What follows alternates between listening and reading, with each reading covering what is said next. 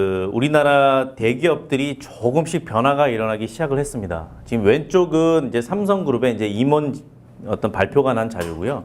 그 옆에는 이제 제가 이제 다녔던 롯데그룹을 보면 그 예전에 이제 그 학벌이 좋아야 된다 뭐 이런 부분들. 근데 그 스카 이외에 뭐 서울연고대나 포항공대 카이스트 이외에 지방대학교나 아니면 이제 중하위권의 대학 출신들이 임원이 되는 어떤 비율들이 굉장히 증가를 하고 있다는 겁니다.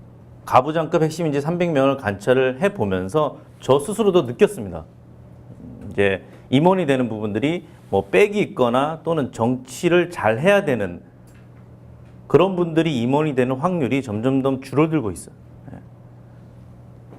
뒤에서 제가 자세히 말씀드리겠지만, 그러면 임원이 되기에 앞서서 임원이 되려면 물론 기업들마다 용어가 틀리지만 HPI, High Performance Individual, 이제 이 핵심 인재라고 하거든요. 이 핵심 인재 풀에 들어가야 합니다. 근데 기업들은 대부분 HR의 시스템이 잘 갖춰져 있는 기업들은 핵심 인재 풀을 잘 구축을 시켜놓고 있어요. 그리고 끊임없이 경쟁을 시킵니다.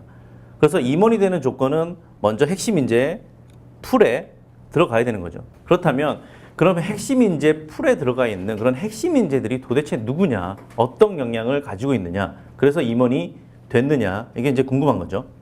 많이 어떤 진행의 다양한 직무에서 추천했던 핵심 인재들의 어떤 프로젝트 자료들을 한번 봤어요. 그랬더니 이분들이 왜 이런 질문을 하는지를 알 수 있을 것 같더라고요. 그게 뭐냐면 저희가 그동안 다양한 국내외 회사에 추천했던 인재들의 프로파일을 봤더니, 그리고 어떤 성과 자료들을 봤더니,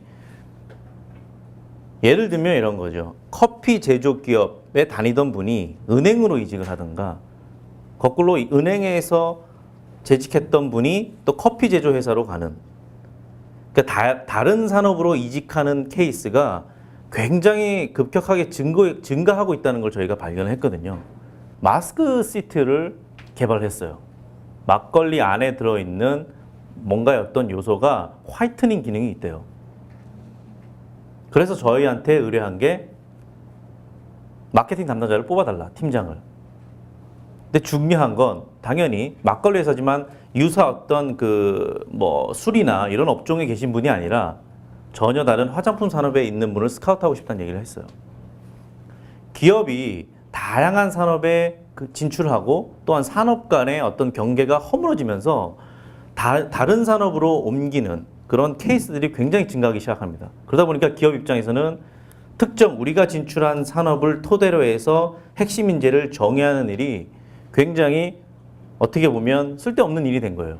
그동안 여러 기업에 추천했던 인재들의 어떤 성과 프로젝트를 저희가 보면서 나름대로 한번 좀 핵심 인재에 대해서 좀 한번 정의를 내려보자. 이 시점에서 융복합 시대가 점점 더 활발하게 진행되고 있는 이 시대 안에서, 그래서 저희가 핵심 인재란 누구냐에 대해서 한번 이렇게 정의를 한번 해봤어요. 이 특정 산업이나 어떤 특정 기업에 상관없이 어떤 산업이나 어떤 기업에 가더라도 계속해서 높은 성과를 달성하고, 그래서 미래 임원으로 성장할 가능성이 높은 인재가 핵심 인재가 아니냐.